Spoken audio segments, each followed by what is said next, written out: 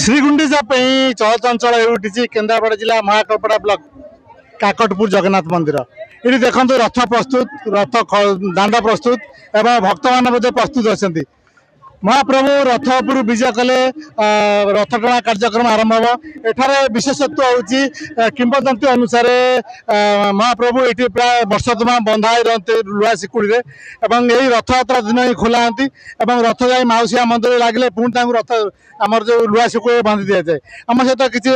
स्थानीय लोक अच्छे पचार बुझा आज्ञा कहे ये महाप्रभु निरा परंपरा ये महाप्रभु वर्ष तमाम रुहती लुआ शिकुड़ी बंधा होकर आज ही केवल खोला कौन तार विशेषत्व भावर ठाकुर ये अंचल आराध्य देवता प्रभु प्रभु जगन्नाथ एठी विराजमान करिसंती प्रभुंकर एठी लीला खेला बड़ विचित्र ये विचित्र ठाकुर ये ठाकुर जेतेबेले एठिकी आसिले सेतेबेले समस्तंकर भावर ठाकुर काले ठाकुर निज इच्छा एठिकी आछंती काले ठाकुर एठू पळैबे लोकंकर सेतेबेलर भावना रही ठाकुर पळैबे काले से पाई झंझीर रे बंधा होइछंती झंझीर रे बंधा होला परे वर्षर थरे जेतेबेले रथ यात्रा को आसंती सेतेबेले झंझीर रु खोला हुंती ये जगन्नाथ ये प्रभुंकर अपार लीला ये अंचल समस्त भक्त मानस प्रभु आज विराजित आज से झंझीर बंधा ठाकुर आज रथ को चढ़े माउसीमा घर को जीवे से ही समय शिकुड़ी खोला हेब एकादशी करंतिनी प्रभुंकर एकादशी न करिवार कारण अच्छी जे काले प्रभु पुणी एकादशी कले काले रहीगले काले पुणी पलैबे से जिते झंझीर खोला होकर रथ को आसती पुणी माउसीमा घर को जाती माउसीमा घर पहुँचला पुणी झंझीर बंधा हुंती प्रभुंकर ये अपार महिमा समस्त को आज आनंद देती अंचल ये ग्रामांचल हजार हजार भक्त यही रथ यात्रा सामिल हुंती आज समस्त जनमानसर प्रतीक प्रभुंकर ये लीला खेला समस्ते आज एकाठी होइछंती ये ग्रामांचल सब सबू आबाल वृद्ध वनिता समस्ते आज आसीचंती भावर ठाकुर आमको निश्चिंत भाव अपार करुणा देव वर्षा चली जाइछि वर्तमान समस्ते आसी पहुंची एकाठी हेलेनी दांडरे बड़ दांडरे आज रथ टଣା हवा प्रस्तुत प्राय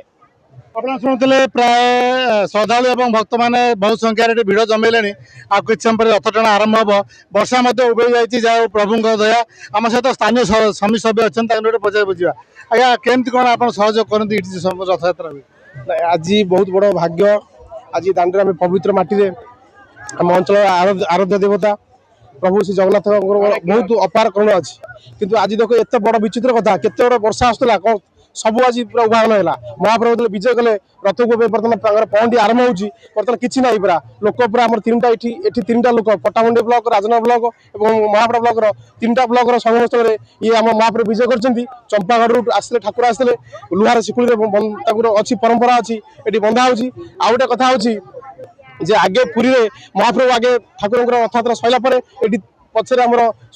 5टा बेले ठाकुर रथ ये लोक रथारूढ़ लोक टाणती आ विशेषकर ये प्रशासन सहयोग कर स्थानीय जनसाधारण बुद्धिजीवी समस्त सहयोग प्रशासन मीडिया भाई समस्त सहयोग आज बहुत आनंद उल्लास आज रथ यात्रा समस्त पालन करूँ आठ बड़ भाग्यवान आम किसी ना आम समस्त धन्य मन करूँ आप शुणुले प्राय समस्ते सहयोग कर रथ यात्रा देखो आ गए भल कथा देखिए देखो समस्त हाथ में प्रसाद अच्छी आम छोट पिला देखो हाथ में नड़िया धरती प्रभु को अर्पण करेंगे यह सहित आम सहित अच्छा स्थानीय जड़े भक्त अच्छा सहित आलोचना करवा आज्ञा कहे बर्तमान प्रभुंर बर्तमान पहंडी समय कौन विशेषत्व रही मिठी एत विलंब रथ पहंडी ठाकुर देखो ये विलंब रथ पहंडी कारण हूँ जितेबले विश्व प्रसिद्ध पुरी रे जगन्नाथ रथ टଣା कार्य संपन्न पर एठी रथ टଣା कार्य होते ये बहुत पुराना परंपरा आज की 100 वर्ष तले जितेबले चंपागढ़ राजर राजा जितेबले अन्याय दुर्नीति लिप्त रहिले सेतेबले ठाकुर जगन्नाथ से बाहरी आसी लांजुआ पंचायत किसी महिषी जगुआल मैंने महिषी जगिते से महिषी जगिक विश्राम नौते शोते से समय हठात जगन्नाथ ठाकुर आसी पाखे पहुँची गले निद भांगिला बेलू ठाकुर मुंड उपर बस काले ठाकुर आउ कुआडे पड़ी जाए भाभी से महिषी जोगल मैंने हठात ठाकुर को गोटे लुहा शिकुड़ी बांधि पकेले आप देखिए आज भी से लुहा शिकुड़ी बांधा परंपरा ठाकुर रही जिते काकटपुर जगन्नाथ मंदिर रत्न सिंहासन ठाकुर रोचंती से देखिए लुहा शिकुड़ी बंधा होती केवल सेतिकी नुहे लुहा शिकुड़ी बंधा ठाकुर होना जो ठाकुर रथारूढ़ होती रथ टणा होची से रथर दौड़ी नड़िया कता रसी बदल में लुहा झंझीर से दौड़ी तैयारी होता है श्रद्धा मैंने से लुहा झंझीर दौड़ी की धरी रथ को टाणी था ये हूँ ये जगन्नाथ ठाकुर विशेष परंपरा